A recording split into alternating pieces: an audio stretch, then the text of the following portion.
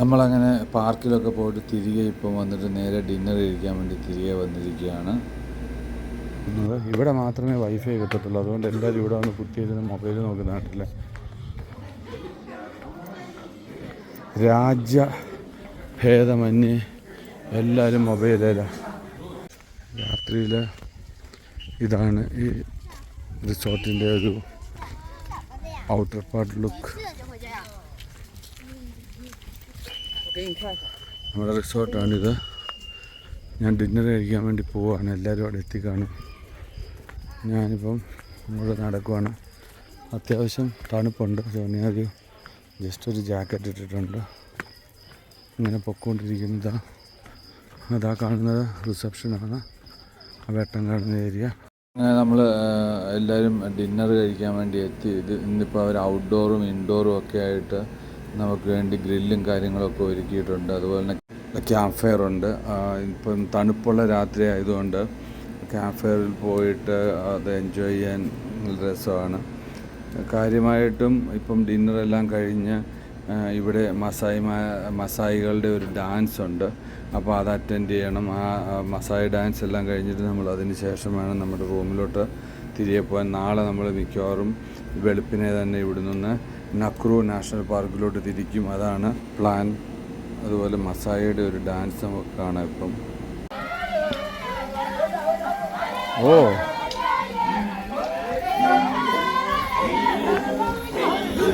ഓ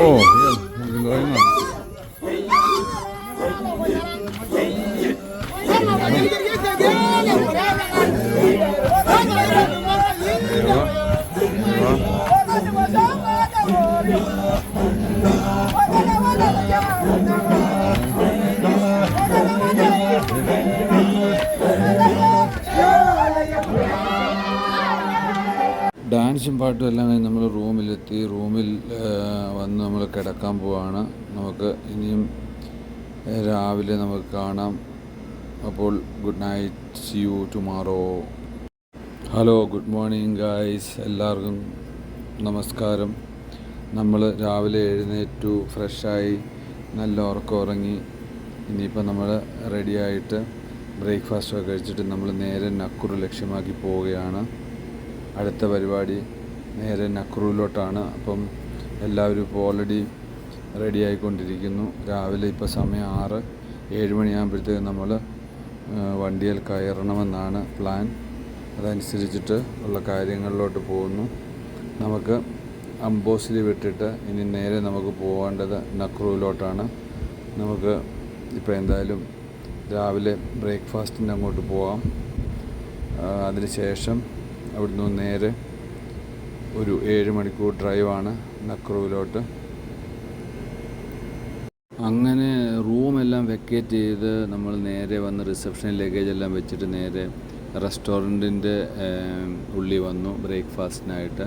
അപ്പം തോന്നി നമുക്ക് ഇതിൻ്റെ പുറവശത്തുള്ള ഈ ഒരു പോഡിയം നേരത്തെ കണ്ടിരുന്നു, അതിൻ്റെ മുകളിലൊന്ന് കയറി ഒന്ന് നോക്കാം. നമുക്ക് അംബോസിലിയിലെ നാഷണൽ പാർക്ക് മുഴുവൻ ഇവിടെ നിന്നാൽ കാണാം. നമ്മൾ നേരത്തെ പോയി കണ്ട ആ ആനയും അതുപോലെ തന്നെ ചീത്തയൊക്കെ ഈ കാണുന്ന ആ ഒരു കുറ്റിക്കാടിനപ്പുറേ ഒരു സ്ഥലത്തായിരുന്നു നമ്മൾ കണ്ടിരുന്നത്. ഇവിടെ ഒരു ചെറിയ ഫെൻസിങ് അവർ കൊടുത്തിട്ടുണ്ട്. അതുകൊണ്ട് ഇതിനകത്തോട്ടത് പെട്ടെന്ന് വന്ന് കയറില്ല. നമ്മുടെ കൂടെയുള്ള ഫാമിലി എല്ലാവരും തന്നെ ഇപ്പം അവിടെ ബ്രേക്ക്ഫാസ്റ്റ് കഴിച്ചുകൊണ്ടിരിക്കുകയാണ്.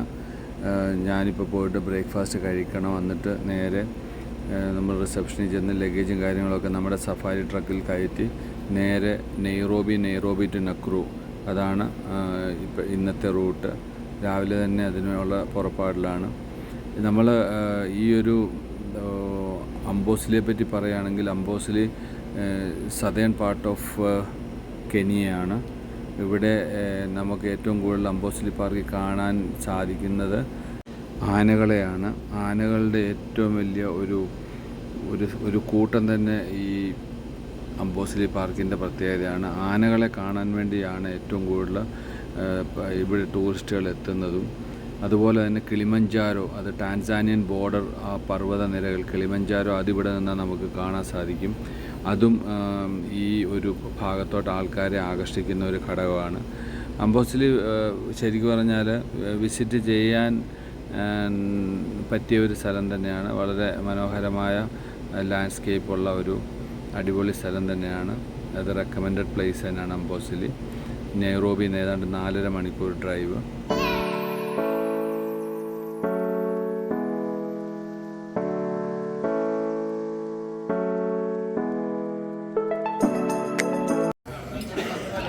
നമ്മുടെ ഗ്രൂപ്പിലെ ടീമാണ് ഇവരൊക്കെ. എല്ലാവരും ബ്രേക്ക്ഫാസ്റ്റ് കഴിക്കുകയാണ്. ഇന്നിപ്പോൾ നമ്മളിന്ന് മൂവ് ചെയ്യുക. Wallabies in the river. And there's so many lions in the Masai Mara National Reserve. I love Masai Mara. You love Masai Mara? Even me love the Masai Mara. that's That's a place, very nice place. Okay. For client come to the Masai Mara. Okay. Yeah. Okay. Welcome to Masai Mara. Welcome to the Masai Mara. Thank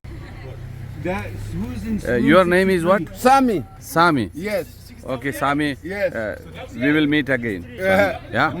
My name Sami. Sami, my friend. There's welcome to Amboseli Sopa. Welcome home. The best place you enjoy the view and Mount Kilimanjaro. Bye bye. Bye bye. അങ്ങനെ അംബോസയിലെ എല്ലാ Maasai ടീമുകളോടും നമ്മൾ യാത്രയൊക്കെ പറഞ്ഞ് നമ്മൾ അംബോസലിൽ നിന്ന് തിരികെ നേരെ Nairobi ലക്ഷ്യമാക്കി പോവുകയാണ്. ഈ ഒരു പാർക്കിൻ്റെ എല്ലാ ഭാഗങ്ങളിലും ഇവർ ലോക്കൽസൊക്കെ താമസിക്കുന്നുണ്ട്. നമുക്ക് അവരെയൊക്കെ ഇവിടെ കാണാം. അവരോടൊക്കെ നമ്മൾ ബൈ ബൈ പറഞ്ഞിട്ട് നമ്മുടെ വണ്ടി മുന്നോട്ട് അങ്ങനെ പൊയ്ക്കൊണ്ടിരിക്കുന്നു. ഓഫ് റോഡ് പോലുള്ളൊരു സ്ഥലമാണ്. നമ്മളിനിയിപ്പോൾ ഇവിടെ നിന്ന് ഒരു 7 മണിക്കൂർ യാത്രയാണ്. ഇവിടെ ഷെഡ്യൂൾ പ്രകാരം രാവിലെ 7 o'clock റെഡിയായി. ഇവിടെ ഇപ്പോൾ നമ്മൾ 7:30 ഓൾറെഡി വണ്ടിയിലാണ്. നമ്മൾ We are going to Nakuru or Namru? Nakuru. Nakuru. N-A-K-U-R-U. Oh, Nakuru. Okay, Nakuru. So, we are going to Nakuru National Park right now. It's almost 7-hour drive from Amboseli, and it's all the way go back to Nairobi and from Nairobi to Nakuru. So it's a place similar like Amboseli. Here more or less elephants are the attractive part, and there is flamingo is the attractive part. So let's see that how we will experience Nakuru. Story. Oh, he's got the better angle. Look at that. Nice.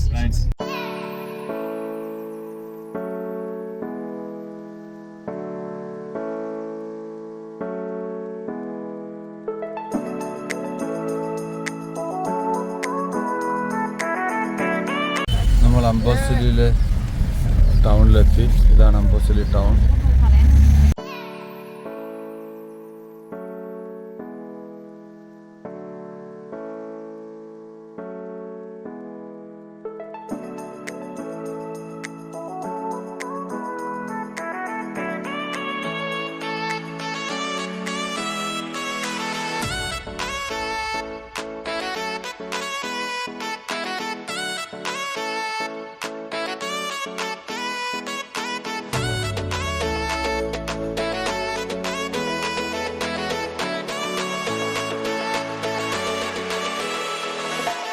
Kenya വന്നിട്ട് ടൗണുകളൊക്കെ കണ്ട് എല്ലാം almost കാര്യമായിട്ട് വലിയ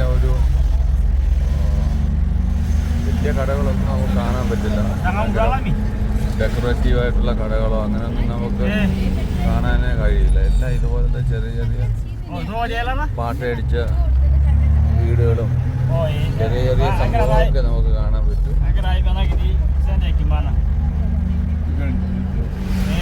കാര്യമായിട്ട് വേറൊന്നും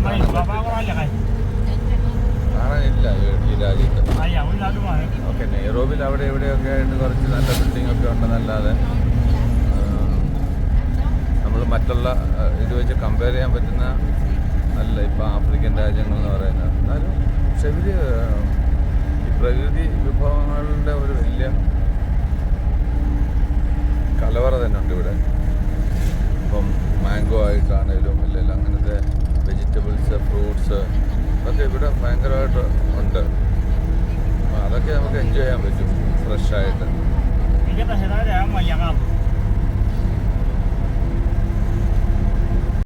highway almost ഇതുപോലത്തെ double ലൈനുള്ള ഹൈവേകളാണ്. നമുക്ക് through out നെയ്റോബിയിൽ നിന്ന് അംബോസലി വരെ വരുമ്പോൾ നമ്മൾ കണ്ടത്. ഓൾമോസ്റ്റ് വലിയ കുഴപ്പമില്ലാത്ത റോഡുകളാണ്. പിന്നെ ഇവിടെ സ്പീഡ് ലിമിറ്റ് ഒന്നും എഴുതി കണ്ടില്ല, ക്യാമറകളില്ല, ഒന്നുമില്ല. നമ്മുടെ ഒരു 1970-80 കാലഘട്ടത്തിലെ ആ ഒരു ലൈഫ് സ്റ്റൈലാണ് ഇവിടെയുള്ള ആൾക്കാർക്ക് ഇപ്പോഴും. അതായത് എല്ലാത്തിനും ഒരു ചെറിയ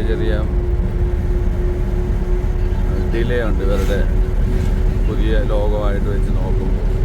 വൈഫൈ ഒക്കെ ഉണ്ട്. ഇവിടുത്തെ ആൾക്കാരൊക്കെ ഇംഗ്ലീഷ് മോസ്റ്റ്ലി ഇവർ എല്ലാം നല്ല രീതിയിൽ ഇംഗ്ലീഷ് സംസാരിക്കുന്നവരാണ് എന്നല്ലാതെ മറ്റുള്ള അടിസ്ഥാന സൗകര്യങ്ങളും വികസനങ്ങളും നോക്കുകയാണെങ്കിൽ എല്ലാ ആഫ്രിക്കൻ രാജ്യങ്ങളിലും ഇങ്ങനെയൊക്കെ ആയിരിക്കും. അതുപോലെ തന്നെയുള്ളൂ കെനിയയിൽ. നമ്മുടെ നാട്ടിലൊന്ന് പണ്ട് എങ്ങനെയായിരുന്നു ഒരു കാര്യങ്ങളൊക്കെ അങ്ങോട്ട് ഇപ്പോഴത്തെ സ്റ്റേജിലെത്താൻ ഉള്ള ഒരു സമയം, അവരിപ്പോഴും പഴയ ആ സ്റ്റേജിൽ തന്നെ നിൽക്കുന്ന പോലെയാണ് തോന്നിയത്. അല്ലേ, ആൾക്കാർ എത്രയോ കിലോമീറ്റർ നടന്നില്ല, കുട്ടികളൊക്കെ നടന്നു വരുന്നു. അങ്ങനെയൊക്കെയുള്ളൊരു സെറ്റപ്പാണ് ഇവിടെ. കൂടുതലും ഈ ക്രിസ്ത്യൻ മിഷനറീസിൻ്റെ സ്കൂളും കാര്യങ്ങളുമാണ് ഇവിടെ ഉള്ളത്. പ്രൈവറ്റായിട്ടുള്ള കോളേജും സ്കൂളും ഒന്നും ഇവിടെ കാര്യമായിട്ട് ഈ നമ്മൾ കണ്ടില്ല ഇവിടെ. വിദ്യാഭ്യാസമൊക്കെ നല്ല രീതിയിൽ നടക്കുന്നുണ്ടെന്നാണ് ഇവിടെ കണ്ടിട്ട് മനസ്സിലാകുന്നതിലും. കുട്ടികൾ വരെ കുറേയൊക്കെ ഇംഗ്ലീഷ് സംസാരിക്കും. ചിലയെപ്പറ്റി പറയുകയാണെങ്കിൽ നമ്മൾ ഇവിടെ വന്നു കഴിഞ്ഞാൽ കാര്യമായിട്ട് പേടിക്കേണ്ട കാര്യങ്ങളൊന്നുമില്ല. നമ്മൾ ആഫ്രിക്കൻ രാജ്യത്തോട്ടാണ് പോകുന്നത്, അതുകൊണ്ട് ഭയങ്കര പിടിച്ചുപറിയാണ് ഇതാണെന്നൊക്കെയുള്ള ഒരു രീതിയുണ്ടല്ലോ ആൾക്കാർ പറഞ്ഞു വരുത്തിയിരിക്കുന്നത്. അതൊന്നും എനിക്ക് തോന്നുന്നില്ല ശരിയാണെന്ന്. കാരണം നമ്മൾ വന്നിട്ട് നമുക്ക് അങ്ങനെ അതൊരു വലിയൊരു സംഭവമായിട്ട് തോന്നിയിട്ടില്ല. കോഴ്സ് നമ്മൾ ചില ഏരിയകളിലൊന്നും പോകാൻ പാടില്ല. അതിപ്പോൾ ഏത് രാജ്യത്ത് നിന്നാലും പോകാൻ പാടില്ല. അതുപോലെയുള്ള ഇവിടെ. പിന്നെ മറ്റൊന്നെന്ന് പറയുന്നത് യെല്ലോ ഫീവർ, മറ്റേ ഫീവർ ഇതെന്നൊക്കെ പറഞ്ഞ് നമ്മൾ ഇഞ്ചക്ഷനൊക്കെ എടുത്ത് നമ്മൾ വന്നത്. അതൊന്നും ഇവിടെ ചോദിച്ചു പോലുമില്ല. പക്ഷെ അത് എടുക്കുന്നതുകൊണ്ട് കുഴപ്പമൊന്നുമില്ല.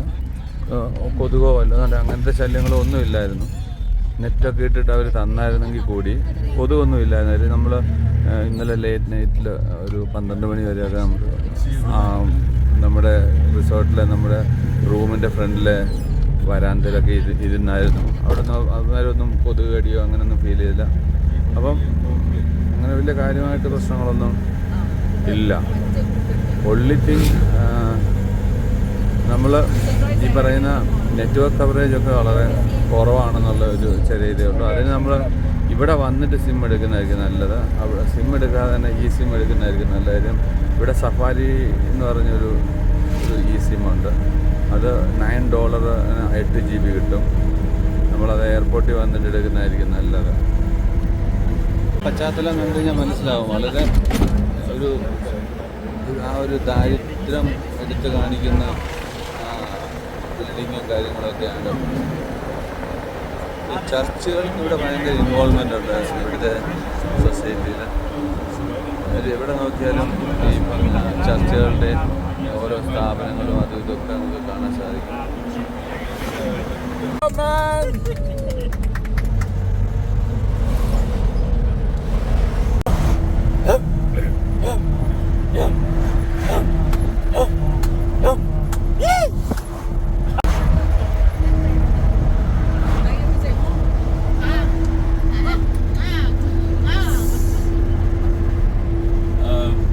Jackson, yes, you made this sound yesterday.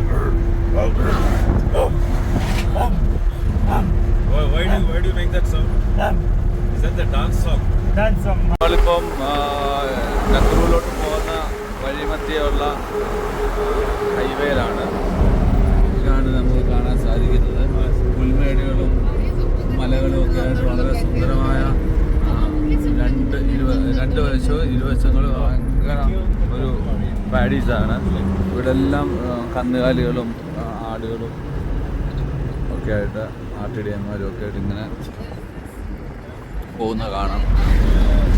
ഇവിടെ അടുത്ത് നമ്മൾ ഇങ്ങോട്ട് വന്നപ്പോഴും കണ്ടായിരുന്നു ഒരു സിലിക്കോൺ വാലി ഉണ്ട് ഈ ഒരു സൈഡിൽ. നമ്മളവിടുത്തെ ട്രിവാൻഡ്രത്തൊക്കെ ഉള്ള IT പാർക്കൊക്കെ പോലെ.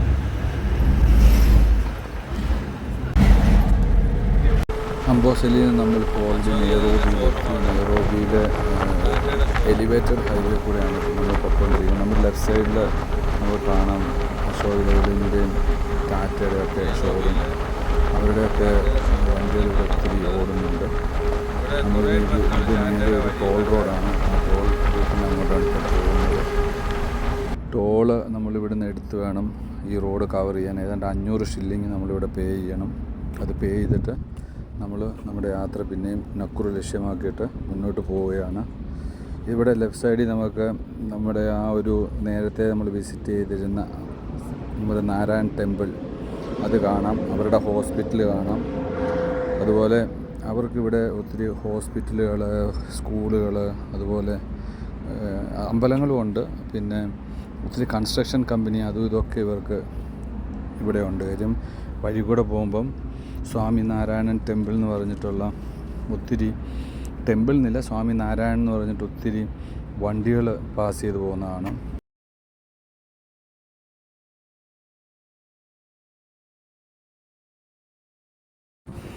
റോഡുകളൊക്കെ കുഴപ്പമില്ലാത്ത റോഡുകളാണ്. പക്ഷേ ഇവിടെ ഈ സ്പീഡിൻ്റെ ഇൻഡിക്കേഷൻ ഒന്നും കാണിച്ചിട്ടില്ല. നോർമലി ഞാൻ ഈ ഡ്രൈവറോട്, നമ്മുടെ ഗൈഡിനോട് ചോദിച്ചാൽ പറഞ്ഞ് 80 കിലോമീറ്റർ സ്പീഡാണ് ഇവിടുത്തെ പെർമിറ്റഡ് സ്പീഡ്. പിന്നെ 100 വരെ മാക്സിമം പോകാം. അത് കഴിഞ്ഞ് പോയി കഴിഞ്ഞാൽ പോലീസ് പിടിക്കുമെന്നൊക്കെയാണ്. അപ്പോൾ അതുകൊണ്ട് ഇവിടെ വഴിയിൽ ഒരു സിഗ്നൽസും കൊടുത്തിട്ടില്ല. ഇതിപ്പോൾ ഒരു 3 ലൈൻ ഹൈവേ ആണ്. പിന്നെ പൊതുവായിട്ട് ഇപ്പം നോക്കുമ്പോഴത്തേക്കും ലാൻഡ്സ്കേപ്പിൻ്റെ ആ ഒരു ഇത് നോക്കിക്കഴിഞ്ഞാൽ ഇവിടെ കുറേയും കൂടെ ഒരു പോഷ് ഏരിയ ആയിട്ട് നമുക്ക് തോന്നും. കാരണം ഒത്തിരി വീടുകളും അതും ഇതുമൊക്കെ നമുക്ക് ഇതിൻ്റെ ചുറ്റുവട്ടത്തും കാണാം. നല്ല രസമുള്ള വീടുകളൊക്കെ. നമ്മളിനി ഇപ്പം ഗ്രേറ്റ് റിഫ്റ്റ് വാലിയൊക്കെ കടന്ന് വേണം നക്കുറിലെത്താൻ. ഏതാണ്ട് ഒരു 2.5 മണിക്കൂർ എടുക്കുമെന്നാണ് തോന്നുന്നത്. ഇപ്പോൾ നമ്മൾ പോകുന്ന റോഡിൻ്റെ ഇരുവശവും തിക്ക് ഫോറസ്റ്റാണ്. ഇവിടെ മൃഗങ്ങളൊന്നും ഇല്ലെന്നാണ് നമ്മുടെ ഗൈഡ് പറഞ്ഞത്. ഭയങ്കര തിക്ക് ഫോറസ്റ്റാണ് ഈ കാണുന്നത്. ഇത് ശരിക്കും പറഞ്ഞാൽ സിറ്റിക്കുള്ളിലെ ഫോറസ്റ്റാണ്. ഒത്തിരി ഏരിയ ഇത് കവർ ചെയ്യുന്നുണ്ട്. അതിനകത്ത് അതിശയകരമായ കാര്യം ഇതിനകത്ത് മൃഗങ്ങളൊന്നും ഇല്ല എന്നുള്ളതാണ്. നമ്മളിപ്പോൾ ഏതാണ്ട് ഒരു 10-30-40 കിലോമീറ്റർ നെയ്റോബിയിൽ നിന്ന് ഈ റോഡിൽ കൂടെ ഇപ്പോൾ വന്നുകൊണ്ടിരിക്കുകയാണ്. ഞാൻ നേരത്തെ കണ്ടതും പറഞ്ഞതും ആണ് ഈ ലെഫ്റ്റ് സൈഡിലൊക്കെ കാണുന്ന ഒത്തിരി വീടുകൾ ഒക്കെ നമ്മുടെ നാട്ടിലെ വീടുകൾ പോലെ തന്നെ വലിയ വലിയ വീടുകളും കോമ്പൗണ്ടുകളും ഒക്കെ ആയിട്ടുള്ള ഒരു നല്ല രസമുള്ള ഒരു ഏരിയയാണിത്. നമുക്ക് ശരിക്കും മനസ്സിലാക്കാൻ സാധിക്കും ഓൾമോസ്റ്റ് റിച്ചായ ആൾക്കാർ താമസിക്കുന്ന ഏരിയ പോലെയുണ്ട് ഇവിടെയൊക്കെ. ഇപ്പോൾ ഇവിടെ കെനിയയിലെ റിച്ച് പീപ്പിളൊക്കെ താമസിക്കുന്ന ഏരിയ ആയിരിക്കണം ഇത്. കാര്യം വെച്ചാൽ അത്രയ്ക്കും രസമുള്ള വീടുകളും അങ്ങനെ ഒരു രീതിയിലുള്ള ഒരു ഇൻഫ്രാസ്ട്രക്ചറാണ് നമുക്ക് ഇവിടെ കാണാൻ സാധിക്കുന്നത്.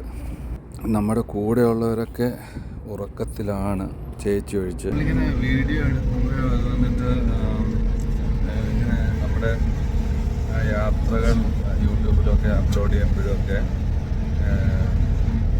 പല പല സമയത്തും ഉറക്കം, നമ്മുടെ ആ ടയർഡ്നെസ് അതൊക്കെ മാറ്റി വെച്ചിട്ട് വേണം ഈ ഒരു പരിപാടി ചെയ്യാൻ. കാരണം ഇത് ഭയങ്കര ടഫായിട്ടുള്ളൊരു പരിപാടിയാണ്.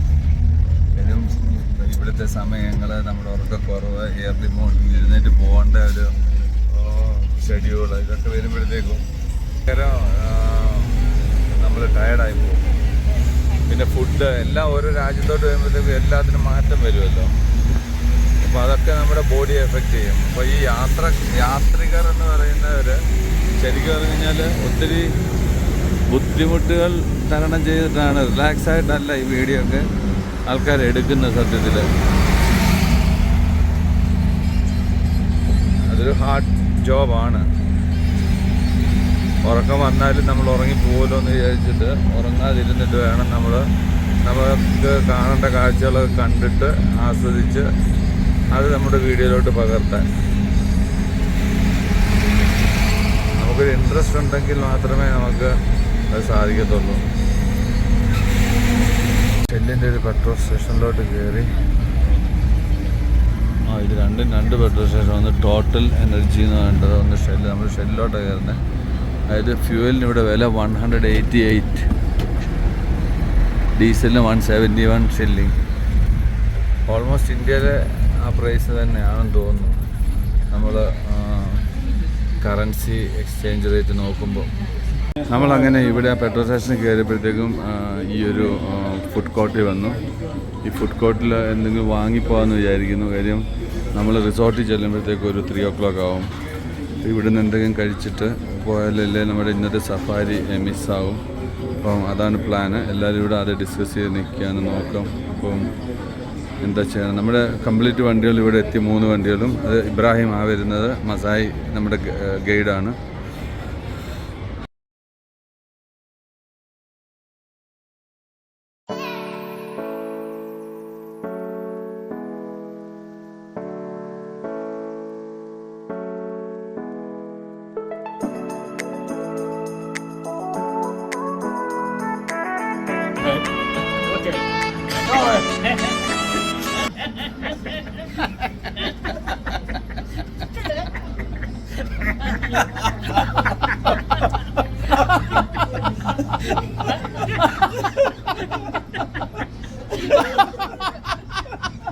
മസായികളുടെ ചിരി തെറാപ്പിയായിരുന്നു ഇപ്പോൾ കണ്ടത്.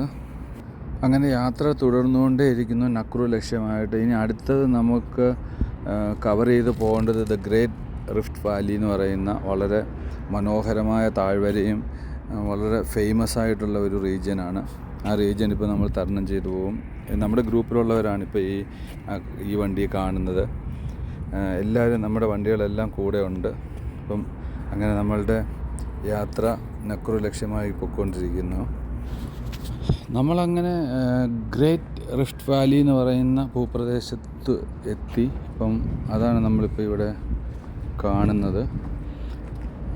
അതിമനോഹരമായ വിശാലമായ താഴ്വരകളാണ് നമ്മളുടെ ഇപ്പം ഈ ലെഫ്റ്റ് സൈഡിൽ കാണുന്നത്. ഇത് കെനിയയുടെ വൺ ഓഫ് ദ ബിഗ് ലാൻഡ്മാർക്കാണ് ഗ്രേറ്റ് റിഫ്റ്റ് വാലി. ഇത് ഏതാണ്ട് 80,000 ഏക്കറിൽ പടർന്നു കിടക്കുകയാണ്. ടാൻസാനിയയും കെനിയയും അതിനെയൊക്കെ ബന്ധിപ്പിച്ച് എത്യോപ്യ വരെ ഇത് ഉണ്ടെന്നുള്ളതാണ്. അത്ര വലിയ ഭൂപ്രദേശമാണ് ഈ ഗ്രേറ്റ് റിഫ്റ്റ് വാലി. ഇത് കാണാനായിട്ടാണ് വിദേശികൾ ഭയങ്കരമായ രീതിയിൽ ഇവിടെ ഒഴുകിയെത്തുന്നത്. ബേസിക്കലി ഇവിടുത്തെ ലാൻഡ്സ്കേപ്പ് വരുന്നത് ഒരു സിഗ്സാക്ക് റോഡുകളാണ് ഇനി വരുന്നത്, കുന്നുകളാണ്. ഇങ്ങനെ മൗണ്ടൻസിലോട്ട് കയറി നമ്മൾ എങ്ങനെ മേലോട്ട് പൊയ്ക്കൊണ്ടേയിരിക്കുകയാണ്. ഈ ഗ്രേറ്റ് റിഫ്റ്റ് വാലി എന്ന് പറയുന്ന ഈ പ്രദേശം എന്ന് പറഞ്ഞാൽ കാര്യമായിട്ട് ആൾതാമസങ്ങളൊന്നും ഇല്ലാത്തൊരു പ്ലേസാണ്. അതുപോലെ നമുക്കിവിടെ ഈ പാതയോരങ്ങളിൽ ഈ സൈഡിലൊക്കെ ഒത്തിരി ചെറിയ കടകൾ കാണാം. ഈ കടകളിലെല്ലാം കൂടുതലും വെച്ചിരിക്കുന്നത് ഈ മൃഗങ്ങളുടെ തോല്, മാൻ്റെ തോല്, അതുപോലെ തന്നെ ചെമ്മരിയാടിൻ്റെ തൊപ്പി, അങ്ങനെയുള്ള ഒത്തിരി സംഭവങ്ങൾ ഇവിടെ അവർ ഡിസ്പ്ലേ ചെയ്തിട്ടുണ്ട്. അതൊക്കെ നമുക്ക് വാങ്ങാൻ പറ്റും. അത് ചിലതിൻ്റെ വില എന്നൊക്കെ പറയുന്ന 6,000 ഷില്ലിങ്, 8,000 ഷില്ലിങ്, 20,000 ഷില്ലിങ്, മോറോലെസ് 10,000 രൂപ, ആ റേഞ്ചിലൊക്കെയാണ് അത് കിട്ടുക. അതോ ഇഷ്ടം പോലെ ഉണ്ട് ഇവിടെ.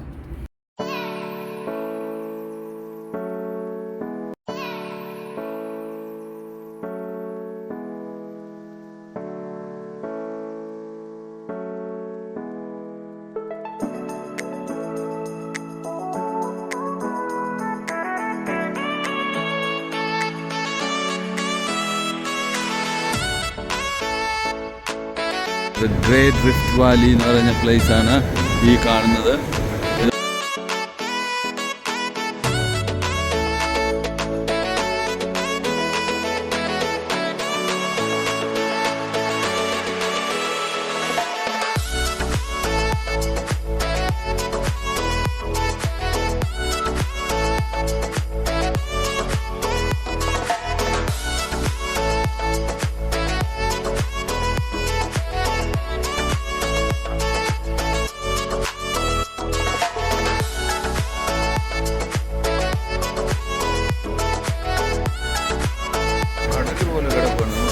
കാണാൻ പറ്റുന്നത് അതുപോലെയാണ്. സൂപ്പർ. പ്രത്യേകത ശ്രദ്ധിച്ചാൽ ഇവിടെയൊക്കെ താമസിക്കുന്ന റെസിഡൻസ് ഒക്കെ വളരെ കുറവാണ്. ഇത്രയും ഏരിയയിൽ അങ്ങും ഇങ്ങൊക്കെ കാണുന്നുള്ളൂ വീടുകളൊക്കെ, വളരെ കുറവാണ് ഈ ഭാഗങ്ങളിൽ. ആൾക്കാരെയൊന്നും കാണാനില്ല, സെറ്റിൽമെൻറ്റ് വളരെ കുറവുണ്ട്. അങ്ങേ അറ്റത്ത് കുറച്ച് ബിൽഡിങ്സ് ആണ്. ഈ റൂട്ടിലൊന്നും ഒന്നുമില്ല, എല്ലാം എംപ്റ്റിയാണ്. ജസ്റ്റ് ഒരു റിസർവ്ഡ് ഫോറസ്റ്റ് പോലെ ഒരു സംഭവം. ഇതുപോലത്തെ ഷെഡുകൾ, ഇതുപോലത്തെ കടകളൊക്കെയാണ് നമ്മൾ ഏതൊരു ഭാഗത്തൂടെ പോയി കഴിഞ്ഞാൽ കാണുന്നത്. കാര്യമായിട്ട് നല്ല ബിൽഡിങ് പോലും നമുക്ക് കാണാൻ കിട്ടില്ല. ഇവിടെ ഹിപ്പോസ് ക്യാമ്പ്, ഇത് വൈൽഡ് ലൈഫ് ഹിപ്പോസ് ഉള്ള സ്ഥലമാണ്. ഇതൊരു ടൂറിസ്റ്റ് പ്ലേസാണ്. ആൾക്കാർ വന്നു കഴിഞ്ഞാൽ ഇവിടെ ഇഷ്ടംപോലെ റിസോർട്ടും കാര്യങ്ങളൊക്കെ ഉണ്ട്. ഇവിടെ സ്റ്റേ ഉള്ളതാണ്. നമ്മൾ ഇതിന് തൊട്ടടുത്ത് നെക്രൂലാണ് പോകുന്നത്. ഇതൊക്കെ അടുത്തടുത്ത് 2 സ്ഥലങ്ങളാണ്. നൈവാഷ്. അതുപോലെ തന്നെ ഈ ത്രൂ ഔട്ട് ഹൈവേകളിൽ പോലീസുകാരിങ്ങനെ നിന്നിട്ട് ഇടയ്ക്കിടയ്ക്ക് വണ്ടികളൊക്കെ ചെക്ക് ചെയ്യുന്നുണ്ട്. കൂടുതലും ട്രക്സും കാര്യങ്ങളൊക്കെയാണ് ചെക്ക് ചെയ്യുക. എന്നിട്ട് അവരെ എങ്ങനെ വിടുന്ന കാണാം. നമ്മൾ നക്രൂനോട് അടുത്തടുത്ത് വരുന്നു. ഇത് താറൊന്നും ഇടാത്തൊരു റോഡാണ്. നമ്മൾ ചാടിയാണ് പൊയ്ക്കൊണ്ടിരിക്കുന്നത്. നമ്മളങ്ങനെ ചാടി പൊയ്ക്കൊണ്ടേയിരിക്കുന്ന റോഡിൽ കൂടെ. റോഡ് വളരെ ഓഫ് റോഡ് ലുക്കാണ്. നമ്മളീ കാണുന്നത് നക്രൂ തടാകമാണ്. ഇവിടെ ഹിപ്പോസൊക്കെ ഉണ്ടെന്നാണ് പറയുന്നത്. ക്രോക്കഡൈലൊന്നും ഇല്ല എന്നും പറയുന്നു. ഇവിടെ ഇതിൻ്റെ മറ്റൊരു വശത്താണ് ഫ്ലമിംഗോസൊക്കെ വരുന്നത്. നമ്മൾ താമസിക്കുന്ന റിസോർട്ടിൽ എത്താൻ ഇനിയും കൂടിയാൽ അരമണിക്കൂറൂടെ ഉള്ളൂ. പക്ഷേ റോഡെന്ന് പറഞ്ഞു കഴിഞ്ഞാൽ ഇത് റോഡൊന്നും അല്ല, അതൊക്കെ മേലെ എന്തോ സംഭവം. റോഡ് ഒരു വല്ലാത്ത റോഡാണ്, ഒരു രക്ഷയില്ല. നമ്മളിപ്പോൾ ഏതാണ്ട് 5 കിലോമീറ്ററായിട്ട് ഈ റോഡിൽ കൂടെ വരുന്നത്.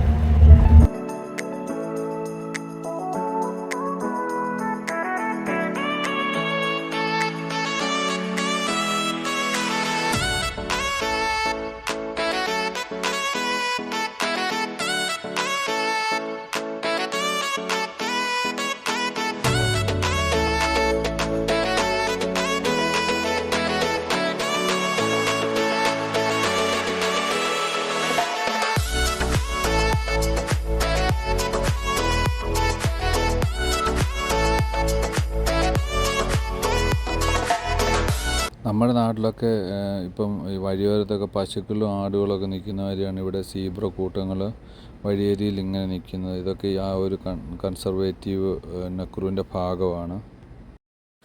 അങ്ങനെ ടാറിട്ട റോഡിൽ വന്ന് ചാടി. ഇനിയിപ്പോൾ ഇവിടുന്ന് ഒന്ന് വളരെ അടുത്താണ് നമ്മുടെ നക്രൂ പാർക്കിൻ്റെ എൻട്രി. നമ്മൾ അങ്ങോട്ടാണ് ഇപ്പോൾ പോയിക്കൊണ്ടിരിക്കുന്നത്. നമ്മളങ്ങനെ Nakuru National Park letti. Nakuru here. Yeah, Nakuru National Park. But I have to register the jeeps. Okay. And then we go in.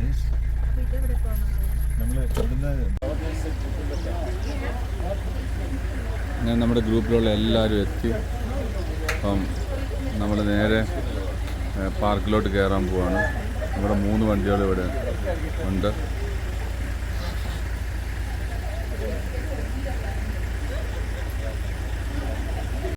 ഏതാണ്ട് സമയം ഇപ്പം 3 മണി.